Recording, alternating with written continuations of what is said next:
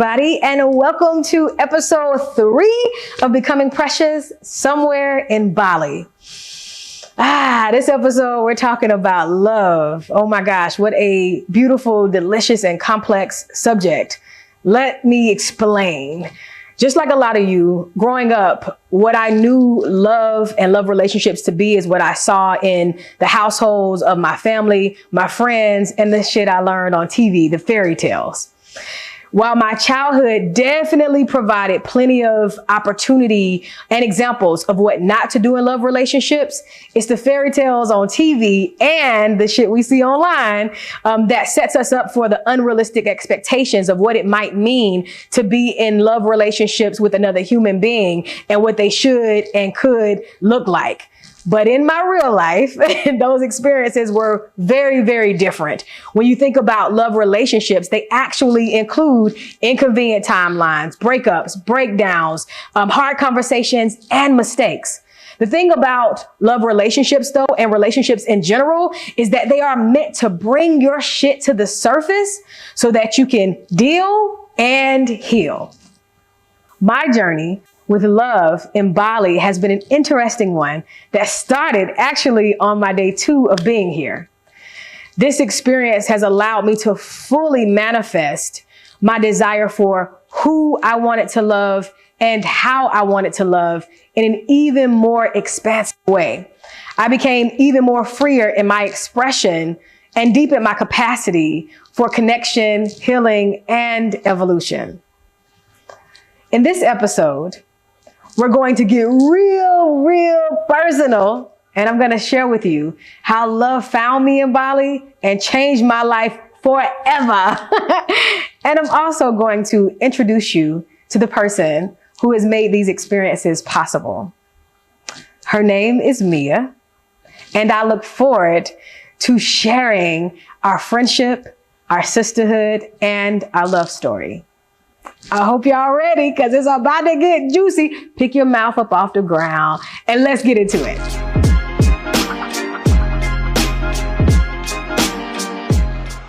Hello, everybody. And as promised, I get to introduce you to the love of my life and the person who's made this experience possible, this love experience, this new love experience.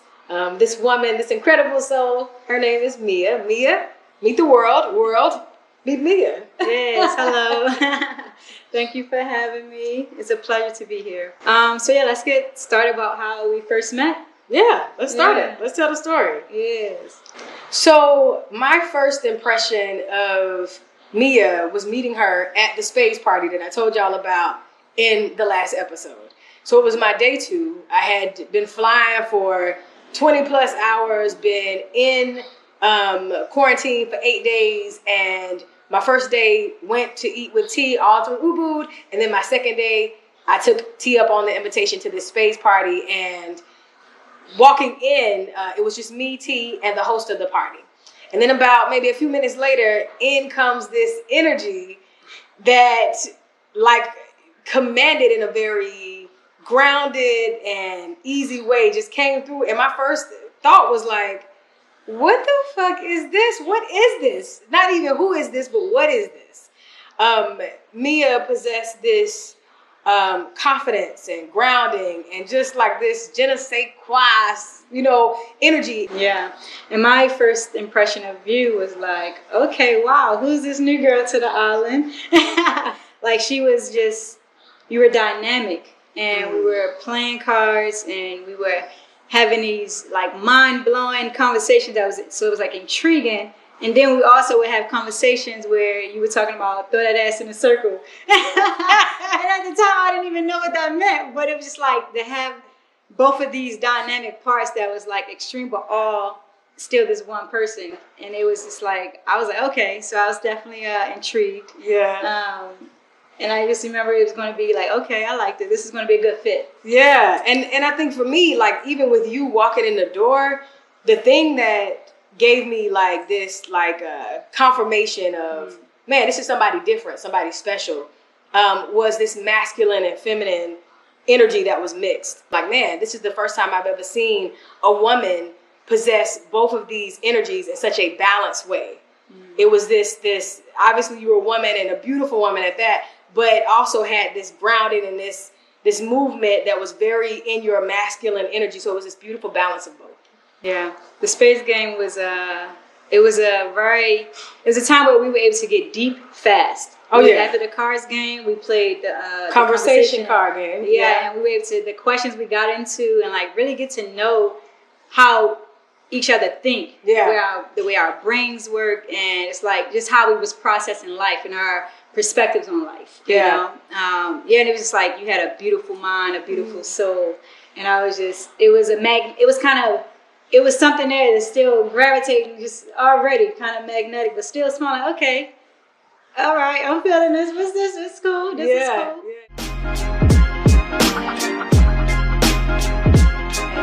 I was excited about it. Now, y'all, I'm counting down my days because every day was an adventure. Like day 1, we're in Ubu. Day 2, I'm at a space party.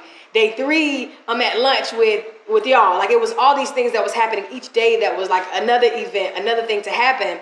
So for me, it was like all these spontaneous experiences that I didn't expect with these beautiful black people that felt like home so fast. So hearing that Mia was going to have a kickback, I was like, hell yeah, I'm in.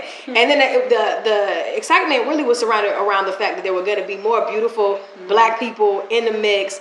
Everybody's like, bring the card game that you had, bring that back. And so T and I decided to come. And so once we got there, we walk in and as promised, beautiful black people everywhere, black women specifically. There's vegan food everywhere because Mia's vegan. In all the good ways. It was an opportunity to connect and meet more people. So music was right, Afro beats in the background, and everything's flowing. And I remember when I walked in, we were bringing our food or whatever we were contributing to the event, and you had mentioned that you had some salt and vinegar chips for me. And I was like, yeah, the chips. And I was like, oh, you got my favorite chips. And she was like, oh, no, not for you, for everyone. And I was like, it's too late now.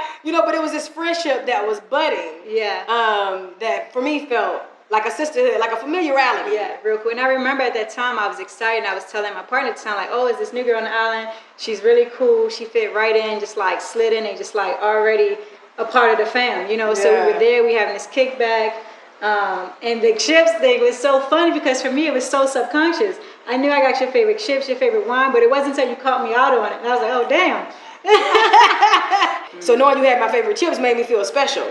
It was like, okay then, girl, we're going to be friends for real. Because you'd already paid attention to what I like. I appreciated that.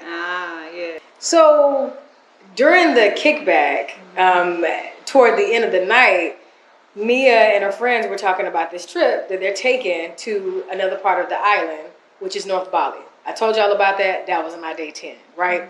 As I mentioned, like, as soon as they said it, I'm already in this adventure flow. So they was like, we're actually leaving tomorrow. Yeah. And I was like, okay, I'm down for it. Let's do it. So me and T, my road dog, we decided we're going to join this group. Now, I've never met the rest of the people that's coming up until that night of the kickback.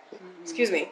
And we decided to hit the road and meet y'all in Lavina.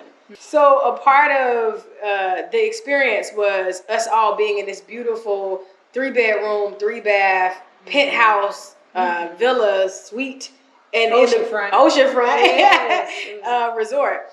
And we all had our separate spaces, and throughout the weekend, it's like we all had our separate spaces, but that whole weekend we kept finding each other. It was like a gravitational pull. We kept finding each other in the same room, on the same bench, or talking out here, or talking over here on the corner at the table. Like it was there that now we're able to, and everyone around us felt it too. Like everyone saw the energy and felt like, okay, they're connecting, it's cool. Because we were just talking about any and everything. Yeah. Like it was like connecting with an old long lost friend that I haven't seen in a while, Yeah, for sure. Yes, I just remember, and then at first, was the first night? The second night. Yeah, it was the second night. The Galaxy. Yeah. So we had gone snorkeling with the group. We played spades, rummy, had lunch poolside, sat in a jacuzzi, went to I mentioned the beach, right? And so we had done all these things, and by the end of the night, we were still like, having deep conversations. I brought the conversation cards again. These conversation cards been starting all kind of shit up in here. And we were able to go deep fast again, and even more with me, you, T was in the mix with the space party, but being able to go even deeper with the rest of the group. Now there's 3 new energies in the mix. And so, and then after everyone went to sleep, we still was playing a game, just me and you. Yeah. And that's how it was still having a conversation. Yeah, still having a conversation, playing a game. And then later that night, we was like, oh, wow, it's nighttime already. It's 5 o'clock in the morning now. And at this point, like there was a galaxy, it was like a celestial rare occurrence that was happening. It was the moon, Jupiter, and Saturn were all visible. It was like meteor shower. With your bare eyes. And it was in that moment, like literally like the stars and the sky was lighting up. And we felt connected to it. I know I did. It was like, man, what we're talking about, the conversations we're having, and still it felt like you said, a long lost friend. Like, man, where have you been my whole life? These conversations felt like they were so natural and they flowed. And I remember the next day, us just still not having. Because after that night of conversation, the next day it was like, okay, what's this feeling? What's this? It's something that is not tangible yet, though. Yeah. But you feel it and don't know how. For me, I didn't know how to identify it. Yeah. I didn't know how to label it. Yeah. But definitely that connection and just the stars like cemented the divinity of it all. Like if we thought it was something special or unique or different, the galaxy was like, oh no, let me just show y'all what time it really is. Yeah. It's something amazing happening here. And then that next day, we still kind of did some of the excursions and stuff like that. But I remember us being poolside and me saying to you, like, you want to go for a walk? Let's take a walk. Yeah, let's take a walk.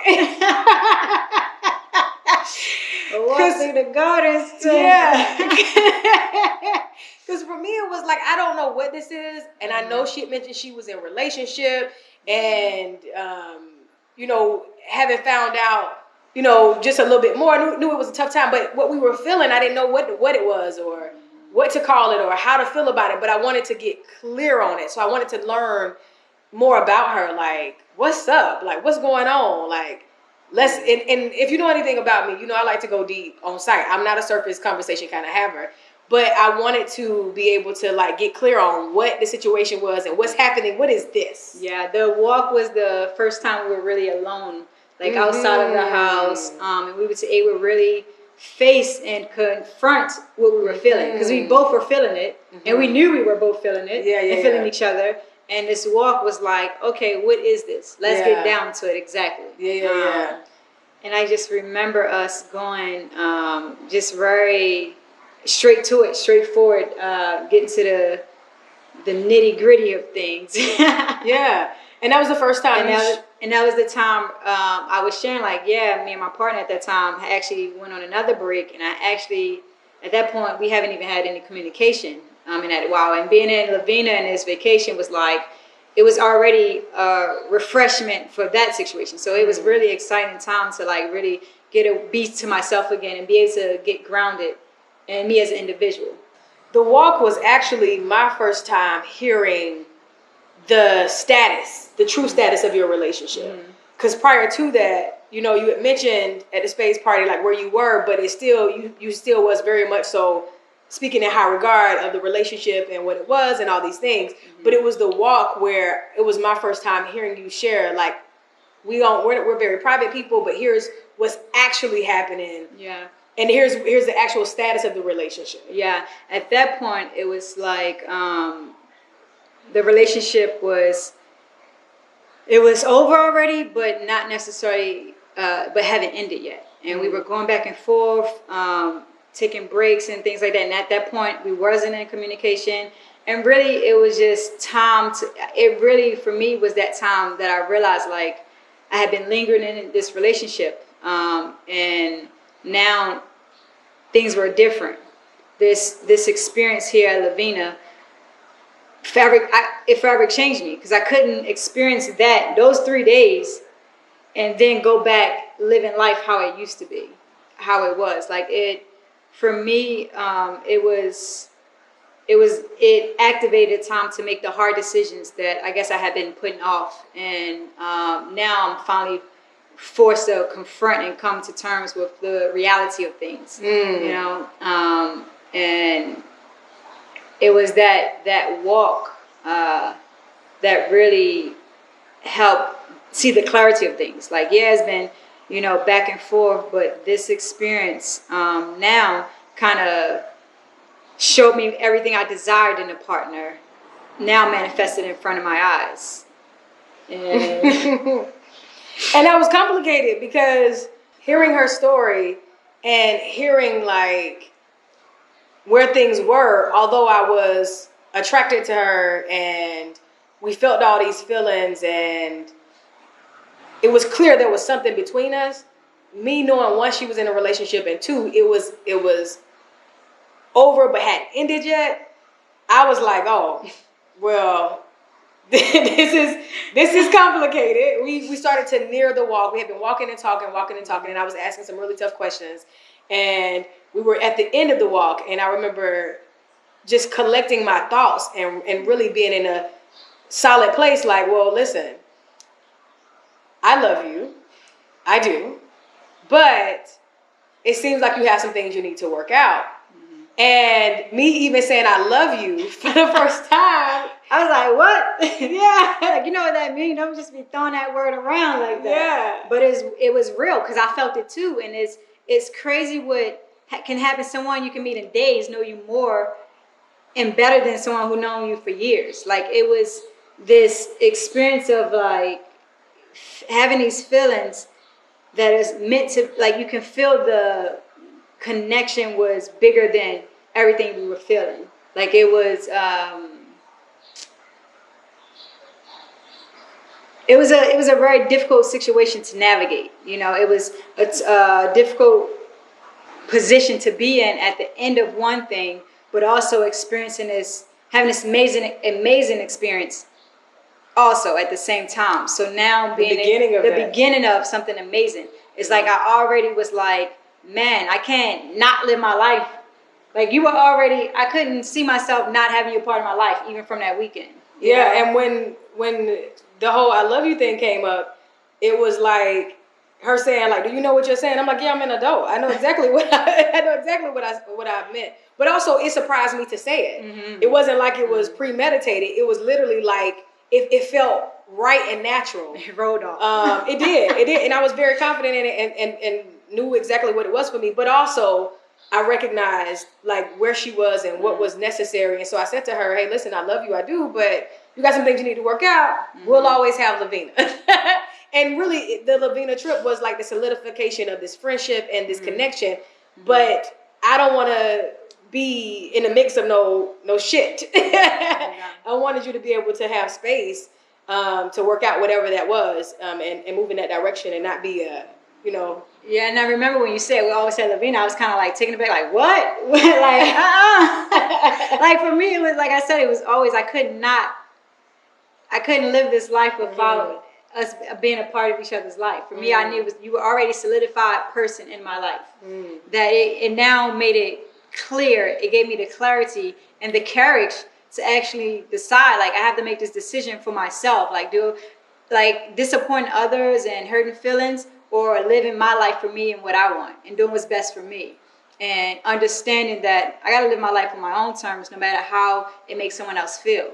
So that walk in the garden, that conversation really solidified and gave me the courage to know my next steps, and knew I had to now finally make a decision. Because I think before all these times I was kind of floating through and trying to make it work and doing all these things. But now it's like, now I have to actually stand up and drive the decisions in my life, you know? Yeah.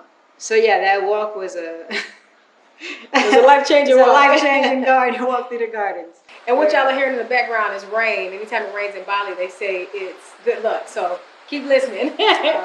But I remember going back upstairs and immediately feeling that distance and knowing like, oh, there's a disconnect here. Even though I had very confidently and boldly said, listen, girl, I love you, girl. We had this exchange, but it was like, at the same time, handle your business, girl. Right. And I remember pulling up the pattern app, and I asked like, "Hey, have y'all heard of pattern? Do y'all know what this is?" And you was like, "Yeah, I heard of it, but I never really gave it any much thought or had downloaded anything." yeah." And so you downloaded it. We ran a bond, and it was the stars were aligning again. It was like epic and exceptional. Like if we were going to be in friendship, it was going to be. It was epic friendship or extraordinary. Romantic. Yeah. Epic or extraordinary. And then we started like putting stuff together. Like our birthdays. If you're into numerology, her birthday is 5/9. 5 and 9 is 14. My birthday is 9/14, which is 9 1 and 4 is again 9 and 5, which is again 14. So we had all these commonalities, and then we both were earth signs. She's a Taurus. I'm a Virgo. And so it was all this stuff, but still, it was the complications of where her reality sat. Yeah, and the pattern app really was so major because it confirmed and really validated everything we were feeling. It was kind of spooky how this app was picking up everything. Like, y'all have the rarest bond, and when you first met, it's like instant connection. Like it was saying everything we literally was just feeling this weekend within these days. And it was just like it was mind blowing. Yeah, that's true. And having that confirmation, I think, re-solidified. It's like on one hand, you feel all this spiritual and energetic stuff that's happening, stuff that you can't taste or physically touch. Tangible, right? But then on the human side, there's a real reality. Those were real dynamics that were living, breathing, and coexisting. And so, welcome to adulting in relationship 101. Once we left, we had to return back to reality, back to life, back to reality in Ubud. Back to Ubud. All right, so we're back to life and back to reality, and we're, just coming back to Ubud was really like for me, it was like, like what just happened this weekend and what's next kind of thing. Yeah, so for me, returning to Ubud activated everything. When I came back making decisions and moving along with my life and changing things, Yeah. And so for us, and definitely for me, like a day, you guys have heard me say this, like a day is a week is a month, and a month is a year. So with us having this relationship where we're with each other every single day, there's no distractions, there's no work to go to, there's no kids to raise, there's no nothing. We just literally are deciding like, what do we want to eat? What time we going to yoga? Are we hanging out, playing spades, rummy? Like these very minor and mundane sometimes decisions allow for a lot of conversation, a lot of unpacking. Yeah, and I think this was a real life experience. That's like, even though it's said and commonly said, oh, you need this time, you need a break between, but actuality, it is like I was healing while in love, and we were exploring, we were having this relationship, and it was amazing and beautiful, and I think that helped the healing. It's like people don't talk about that part of the dynamic, that actually was a part of, like, especially being with a partner like you, so she's a rare breed. So we were able to really like dig deep and really unpack and really explore this. We had all the time in the world, basically. Yeah. Time is, we had all the time and opportunity. Yeah. And we started sharing space. We started again, being together daily and, going shopping. I think that was my first, what we call a gender shock, because, and you guys will hear me talk about this more later, but this whole experience of being loved by a woman and being in love with a woman and loving a woman was really different for me, especially as a grown woman with a woman child. It was or a young adult. It was one of those experiences where just us going shopping was like, oh, this is different. Like, I'm like, what, I'm going to get this thing for my house, or this thing. You like it? She's like, I don't really like that. Hearing somebody who has an opinion, I'm used to going shopping with a guy or some man I'm dating, and he don't really, he's like, whatever you want. It's fine. I trust your judgment. She has her. I'm very particular. So she got her own taste, and I'm looking like, girl, just like what I like. Just say yes to all my things. And she's like, I don't think that really aesthetically goes with. And I'm like, girl, why do you care? It was like this real, for me, like this real learning experience. Yes. And allow myself the freedom to do so, to be able to see her and be connected with her, and to be able to have somebody in my space who has just as much details, love, has the eye for details as I do, was like just a whole thing. And then us living together. Yeah. Our first place, we moved in together, and it was crazy because it was a brand new villa, brand new, the first people who live in it, and it was just like it was perfect for us, and we was able to really, you live with someone, that's a whole nother layer of getting to know someone. Please believe it. Yeah. And I think too, like that whole living experience, it's like she doesn't like to sleep with cell phones on the nightstand. I've been sleeping with cell phones on the nightstand since I was 15 years old. It's like being able to connect in that way, morning routines and where you like to lay your clothes and also the kind of stuff. I haven't lived with another adult woman since I moved out of my mother's house or moved in with a roommate when I was in my 20s. Like, my daughter is still my daughter. This was like another woman who is my equal, who's also my lover. And it was just it was all these particulars, and yeah, it was adjustments. Definitely, adjustments were necessary. And then what I also love is that a part of, because we both have big, strong personalities. We both are. There's no sun and a star. It's two suns, two stars, two moons in this space. No gender roles. Yeah. No, Yeah, no gender roles. Yeah, that was a real thing. So we were able to really mesh.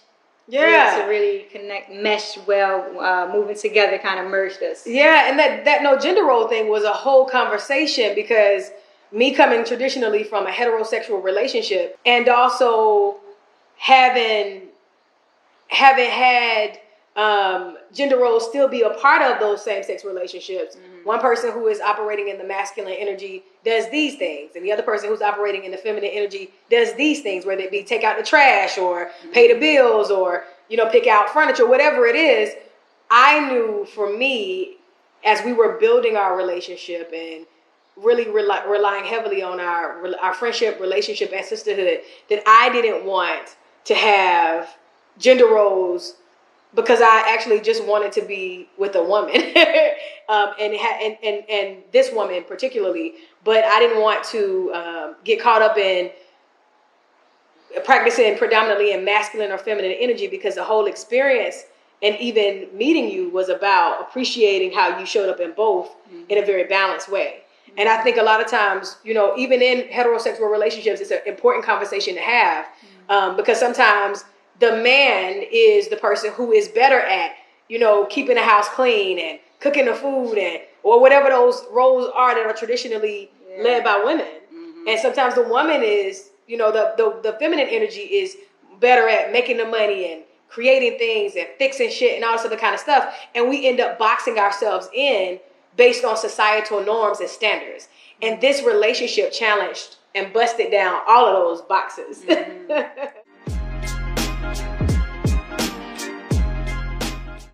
So one of the most important parts of our journey, I think, has been about our inner healing and how it's come up.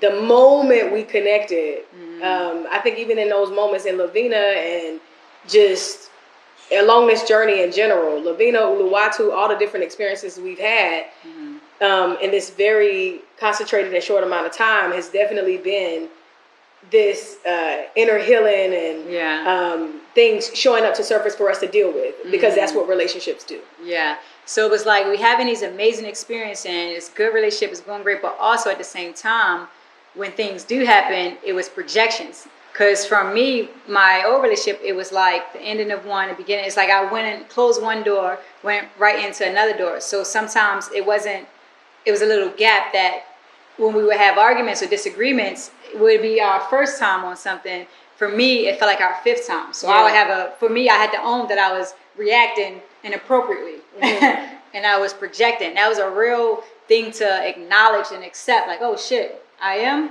Oh, you're right. I shouldn't be this angry or this mad or this not your fault. This is actually me. To actually own that and know that it was a lot of my shit. It was me working through these things that were triggering still me. Healing from still healing, yeah. From so it's like still healing while also being in love. Both existed. And so there were a lot of times where I had to lean in as her friend and not really just basking or standing in on the love relationship. I'm grateful that we had those different dynamics of friendship, sisterhood, partner, lover, because without that friendship dynamic, I don't know that we would have been able to make it as far as we did, because things did get complicated, heavy, serious, deep. But it was being able to separate.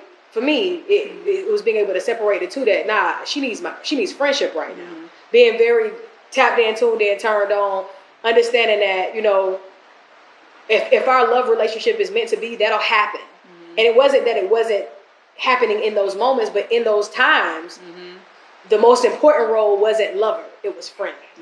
And for me, it was I was grateful that we were able to navigate and honor the friendship, the sisterhood. We were able to take space sometimes. We would be in different rooms, really still having that inner healing work to understand exactly what was going on. You know, because we both were on this journey together, but we also was having our individual experiences and journeys. And that was the thing. Yeah. And I mean, shit, the pattern said it was epic and extraordinary.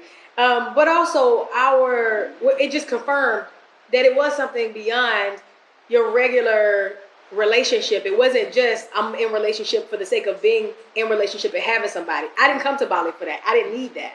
But I thought my work was going to be totally different in Bali. So for me, my own projections and my shit started to surface also. And in one of the most beautiful ways was the first time I laid my head on your chest. It was like my face, my ear in her bosom. My mom had me very young, and so the women in my family aren't really affectionate, not like kissing. And my mom used to kiss on us, but it was no laying in your grandma's bosom. That wasn't a thing. And I didn't know I needed to have that experience. I, of course, had friend girls who we've hugged and cried on each other's shoulders, but this experience healed me in a way that I didn't even know was necessary. And I was having a moment. I think I was going through some stuff about what was happening, with Brittany and trying to figure out decisions, and everything felt so overwhelming. And just being able to feel that love, support, and grounding in my partner in that way, like, healed me on a molecular level. And that was a part of some of my stuff coming to surface as well. And I think both of us, having grown up, being independent since 14 years old, we have that in common. You develop particular characteristics and also trauma responses that showed up in our relationship. And it's like you go throughout life and you move and you shake, and some of this stuff you feel like I've already dealt with, I've already healed, but it doesn't really start to surface until there's space and time for it to be dealt with. And being on this island, being in this connection, having no distractions, being able to have just free space, all of the shit was like, okay, me next, number 2, I'm number 5, like it all was coming up. Yeah, and I think we described it as when you're cleaning up and you move something and now there's dust behind it. So it's like we were getting into everything was coming up. Yeah. We were being able to like see how our childhood traumas and reactions and things that we didn't even know. For me, I guess you feel like you healed something, but healing is an ongoing journey. It's not just a cut and dry done. It's like it's a progress. It's a work, you know? So us having that experience of having these different interactions that will bring up stuff we wasn't even thinking about. Exactly. Or wasn't even new to, like, oh wow, I didn't even trace or connect that back to that. Yeah. So it was really eye-opening. There was a lot of growth. Yeah. There's a lot of just learning. Rapid growth and relearning ourselves. Yeah. Yeah. And a part of this experience for me also has been like loving you has been like loving myself. I think because we've mirrored each other so much. things that, I may not understand, that there's experiences that people may have with me or have had with me that I may not understand, or she had with me that no, I don't think that's the case. I don't think that's a part of my personality. And then I'll see it in her and be like, oh shit, I know how that feels now. Thank you for the example. I don't need to experience that anymore. Yes. Now I know the experience I'm giving. Right. And when that happens, we say we like experimental learners. Like we have to experience it to really learn it and get it. Exactly. And it's like when you experience, like, oh, it's like a light switch. Like, oh wow, did I make you feel like that? That is crazy. Like we've really been able to grow and learn and see how each other live through each other's experiences. Yeah, and to know like it literally expanded us. And I'm sure it's a whole dynamic to be in relationship with somebody who does this work for a living. Us waking up in the morning, thinking we get ready to get our day started, and next thing you know, it's 5 hours have passed because we're unpacking, doing the work, talking about what happened at 12, 13, 16, 21, last year, like doing all this work with each other. And for me to have someone who is just as equipped as I am, to handle, to have the capacity to spar with me when we don't agree, but also to hold her own and to, mention a book. Hey, I love the acronyms. She's like, oh yeah, I read that twice already. Or the 4 agreements. Yeah, I just read this, year before last or whatever. Like we have the same language and we can actually speak on a higher vibration and a more intentional and deliberate vibration within our healing dynamics and friendship and relationship. Yeah. It's like everything about our relationship and our life is so divine that we have these different timeline matchups and just different ways we always talk about with the 6 and the 9 of things. Yeah. Like we had come from different perspectives. Like, well, I got here this way and I got here that way. Oh, but we're saying the same thing. Yes, we end up in the same place. So you look at that 6 and 9. It's like no matter which way you put it, it's still the same number but differently. And we've been able to have those experiences. Yeah, it's just a lot of reflecting on different things and also reflecting on how we process things when we were young and why we process things that way. It's like you can think back to past situations and know like, oh, in that moment I did this, but I didn't even realize because of this and this. It's like reflecting and evolving, and it's been a lot of those kind of cycles are going. Absolutely. And that's how I feel like that's how you learn from life and learn from your mistakes, learn about who you are and how you grow as a person. Like, oh, back in my other days, or back in the days, I would have responded differently. Oh, when I was younger, this would have been a whole different situation. Yeah. That's a real thing where you can see your evolution and see how you evolved at each step of the journey. Absolutely. Yeah. And it's been a journey for me of softening and opening up, like you said, reflecting and evolving. And also we're in this space where like everything is possible. Everything is possible. Everything is possible. Manifesting like that. It's like when we're already a powerful force individually, but when we're together, everything is possible. Everything is possible. Yeah, so, we talked a little bit about our roles in each other's life. And like I mentioned before, I think for me, it's been the cornerstone of our connection to be able to have a lover, partner, friend, sister, and be family, like kinship.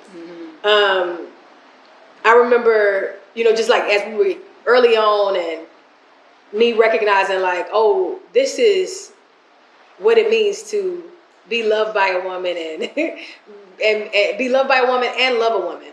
When we decided to move in together, one of my close friends was like, would you have moved in that fast in with somebody if it was a man? And I said, well, there's 2 dynamics at play. Probably not, because she was alluding to the fact that it felt safer because it was a woman. There's a certain level of familiarity that you have with another woman, which is true.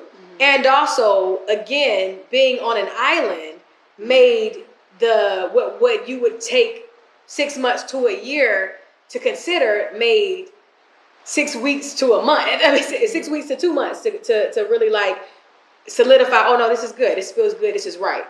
And then the flow of the island and the villas and stuff like that is that you could have your individual places or you could be together. We were already together every day in our friendship, and then in our love relationship. And I know lesbians be like, oh, that's just typical U-hauling, but nah, I wasn't that type. Typical what? U-hauling. It's a lesbian thing. Lesbians U-haul. And you're like, oh, y'all meet and move in on the 3rd day or 4th day. Oh, is that a real thing? That's the thing. that was never my thing. So for me, this was still a new thing. This is still a new experience. So all the lesbians out there.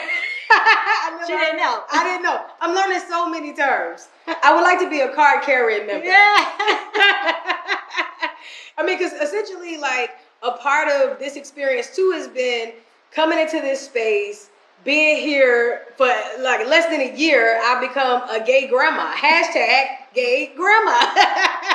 But it's Umi. But it's been like all these beautiful surprises, and again, being able to lean in our different roles and responsibilities with each other. And I know we talk about connection so much because it's like nothing we say is going to be able to really illustrate the powerful dynamic connection we had. Being with this other soul, connecting and knowing that it's history there, it's future there, it's everything.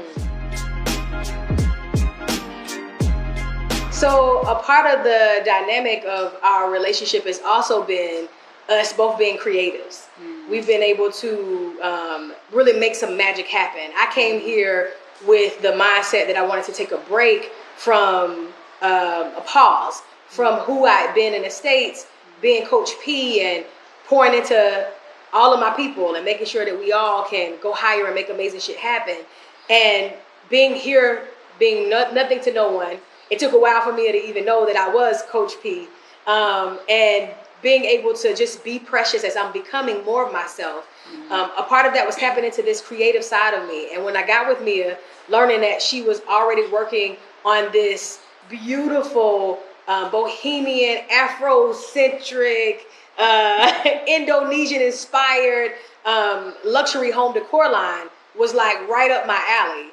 And so, you know, having Good Karma Home Decor.com, GoodKarmaDecor.com, being a part of this experience has been amazing. Yeah, and it's good to like now we're able to explore and now extend our relationship and our partnership in so many different dynamics and ways. You know, it's just expanding it. Yeah, it really helped me to tap into my creative genius in a different kind of way, but also. When you think about the name Good Karma, it's really about you being able to have this continuous, high vibrating piece of art or incense holder or, wall decor, clothes, like whatever it is, like having this continuous, delicious, high vibrating experience on rotation. And that's already what I love to provide in terms of mindset, spiritual growth, expansion, and personal development. So being able to be a part of that with Good Karma has made a huge positive impact in my life. And we didn't just stop at home decor. Right, so at the Good Karma Decor. So then we got the Good Karma Decor, and now we started having the Good Karma Kickbacks. Yeah. We invite all the black people on the island over, and we play spades. Shout out to Black and Bali. We've been able to partner Good Karma and Black and Bali for Thanksgiving, Christmas. Yeah. And then from that, it kind of extended and evolved even more. And now we have live music events. So it's Good Karma somewhere in Bali. And when we travel, we're going to have somewhere in this country, somewhere in that country.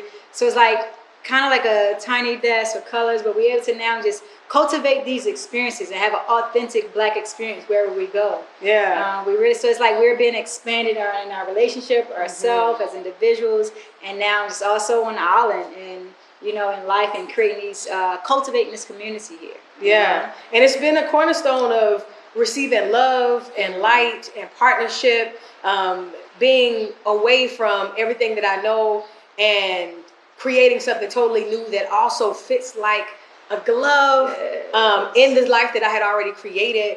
Now being an Umi, now my daughter being an adult on her own and having all these experiences and being in this beautiful love relationship with this beautiful black woman has been just all the things. And so, you know, this episode really is dedicated to y'all, to us, to love, to black love in Bali, but also black love everywhere and just love everywhere. And being able to recognize that, yeah, as y'all have heard me say in episodes 1 and 2 and now 3, when you decide to show up for yourself, it more than likely will include disappointing people.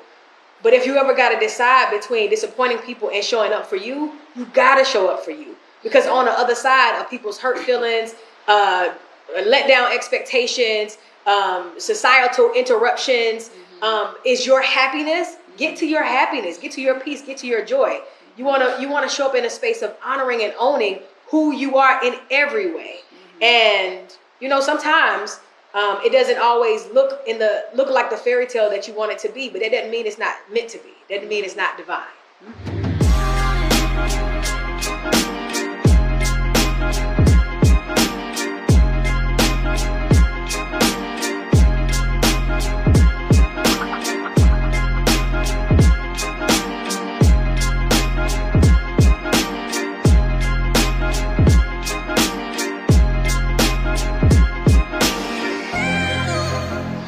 So listen, I got some more goodies for you because I want you to be a part of an experience, this conversation that I had with my good girlfriend T, where I'm probably going to answer a lot of y'all questions about my new love, life, and experience. And then, of course, a Q&A is coming soon with me and me. But for now, stay tuned for part 2, the after party of episode 3, Becoming Precious Somewhere in Bali.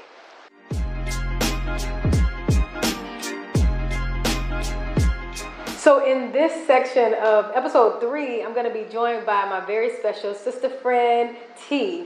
I look forward to you guys being a part of and eavesdropping on this conversation. All right, so welcome everybody to episode 3.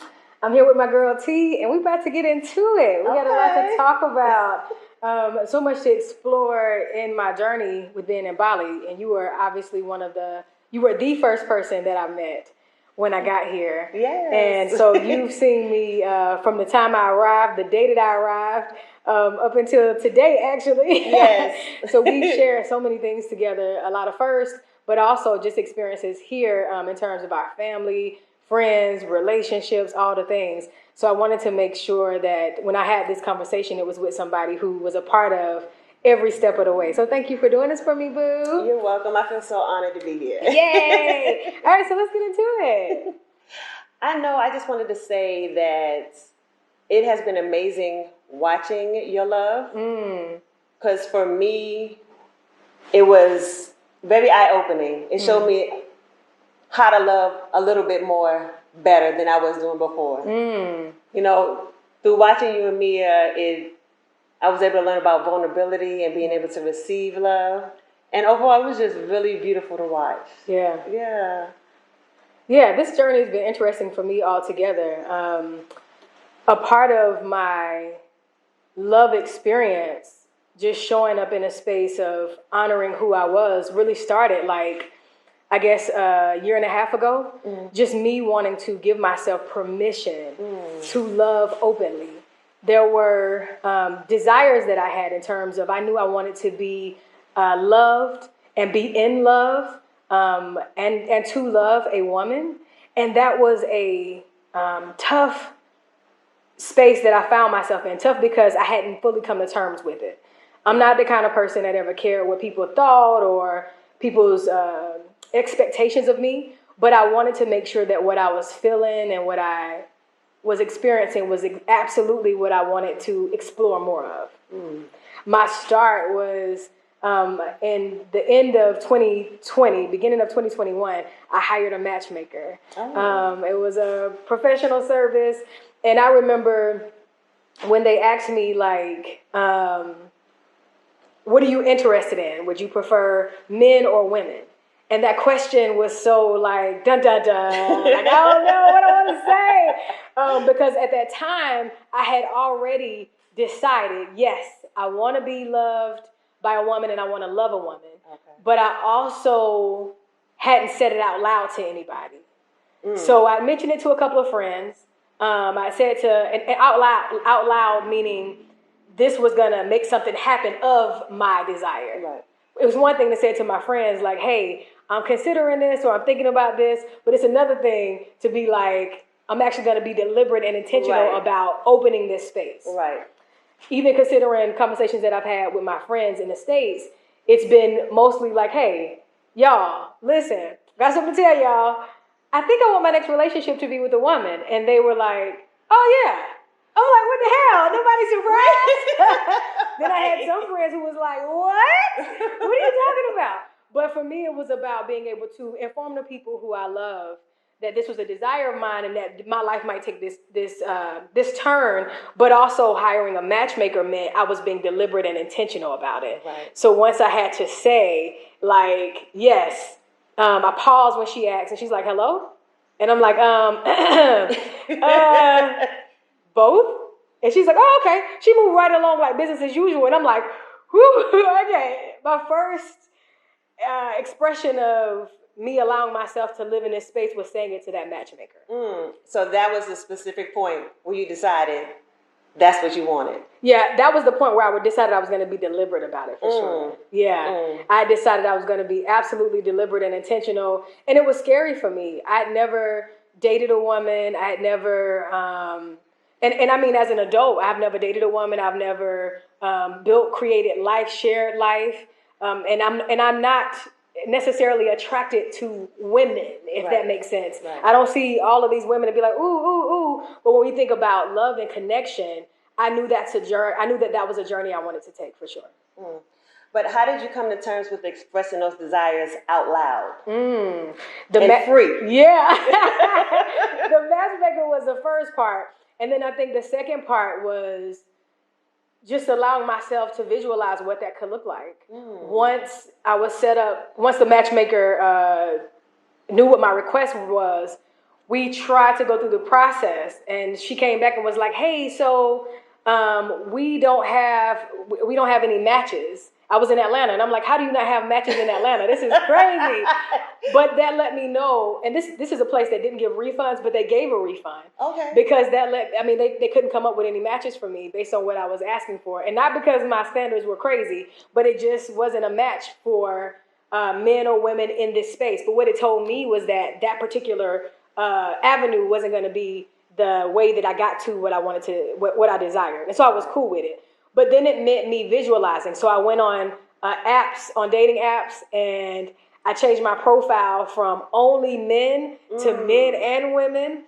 And I was like, ooh, what is this about? What is this going to look like? And so I remember seeing a sister, gorgeous sister, and she was like, listen, her profile was like, listen, this is not for those people who want to explore, who just trying to have fun. I am not a phase. Right. I am not a fetish. So come with it or don't come at all. And I was like, oh my gosh, I don't know if I'm that serious. I don't know what this is. Very deliberate. Right. She was like straight to the point. She knew what she wanted. And that also gave me a different level of clarity. It made me sit with like, okay, is this what I want? Is this what I want to fully move into? And the answer was yes. Yeah, it was yes. So once you discovered that and you was like, okay, I'm open to exploring the other side, how did that change as far as your attraction to men?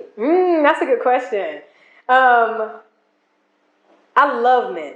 I've always loved men. There's a certain connection that I have with men in general, but it didn't change anything.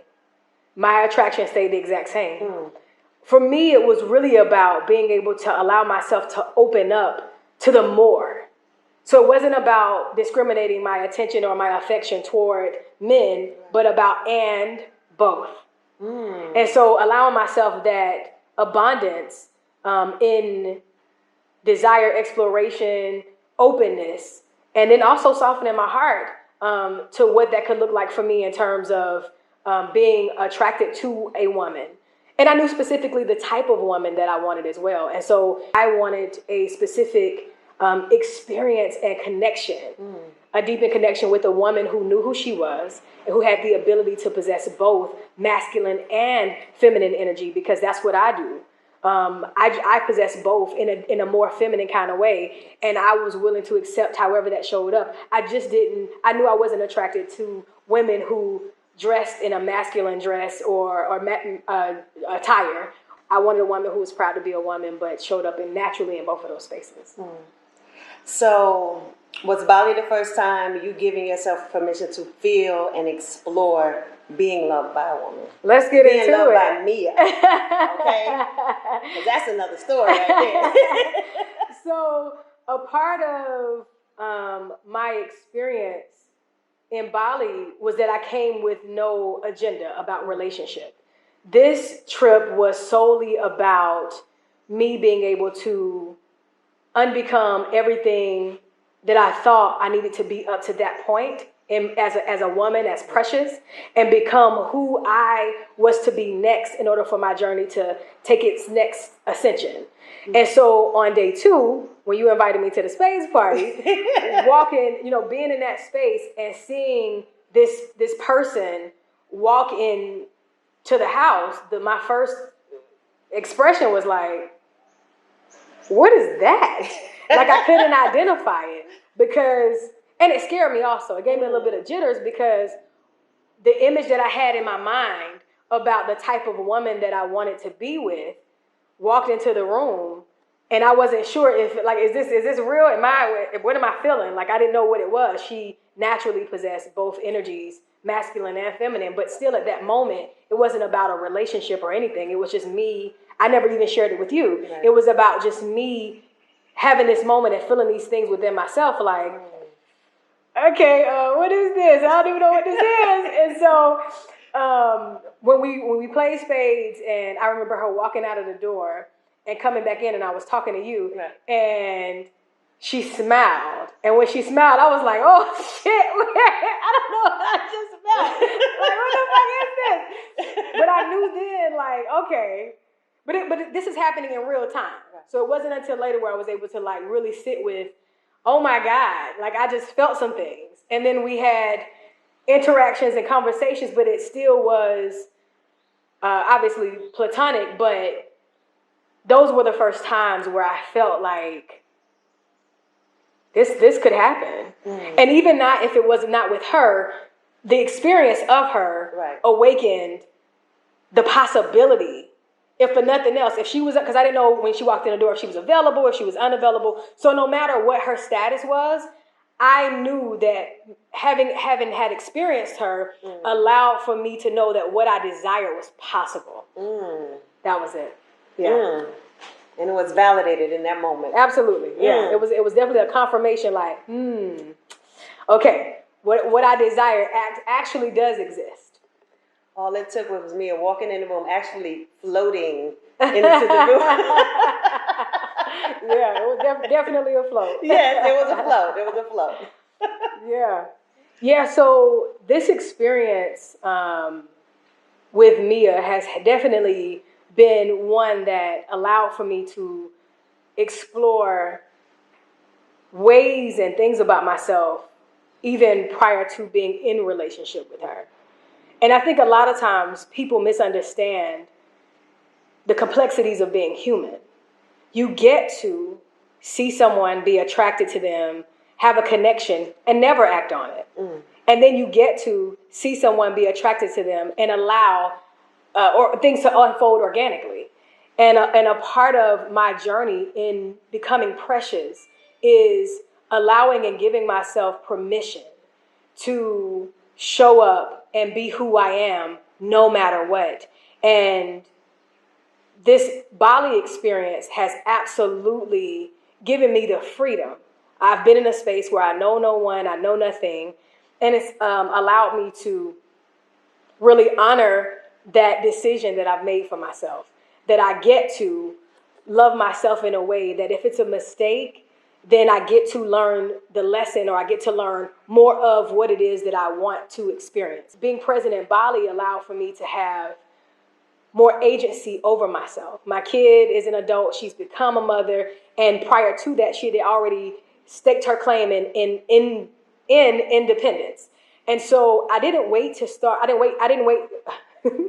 I didn't wait for her to become an adult to start living. But what I did do was allow for the example in my personal life to naturally take its course.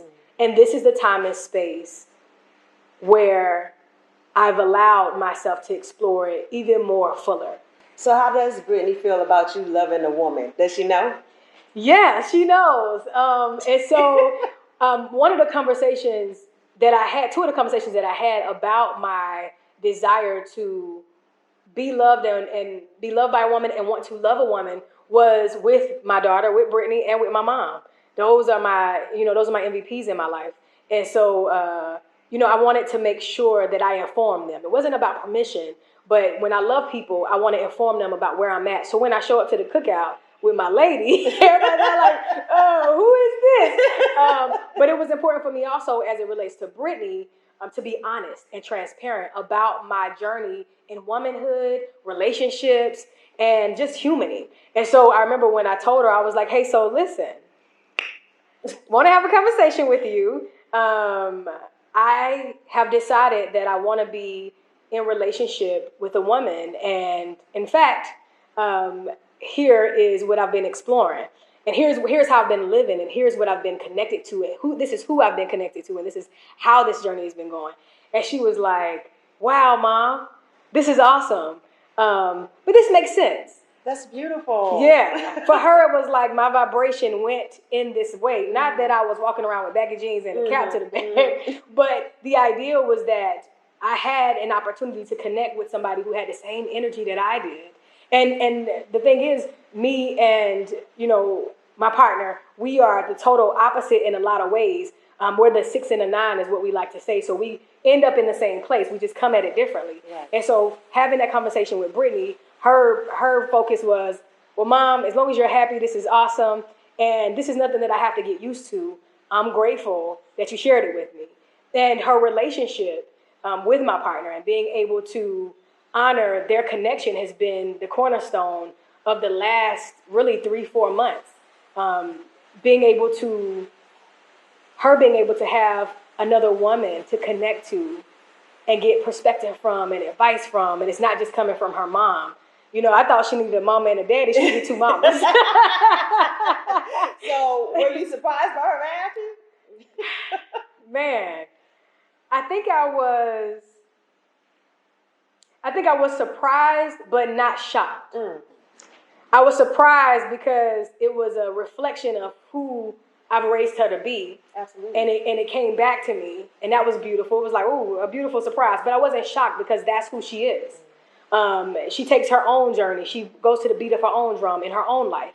And so I think for her, she was happy that her mama, who she probably thinks because I'm a Virgo and she's a Scorpio, I'm more uptight and by the books and by the rules, I'm a stick in the mud according to her. She don't know I throw this thing in a circle on a regular basis. Not throw it in a circle. Throw it in a circle, girl, on a regular basis.